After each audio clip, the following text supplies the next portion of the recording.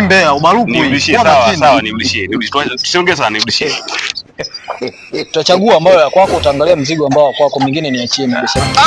Nini sasa babu? Sasa unachukua ya kwangu. Unachukua ya kwako mikono, mzigo unaenda mbali, sio kushika ovyo. Anashikia nini hapa? Angalia mzigo wako hapo. Mzigo unaenda mbali. Ukuda ule gani? Angalia mzigo ambao una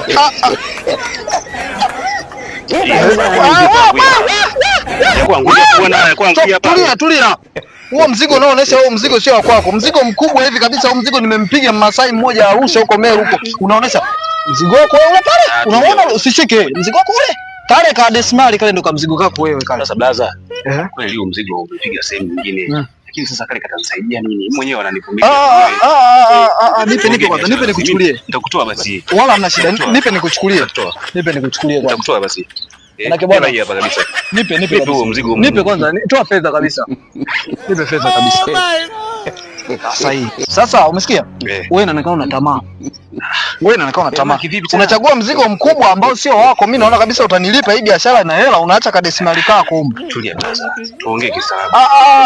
Subiri blaza. Pamoja na hivyo. Unaniamini? Nakuamini. Naenda pale narudi na mzigo. Niishi basi. Naenda pale narudi na mzigo. Sawa.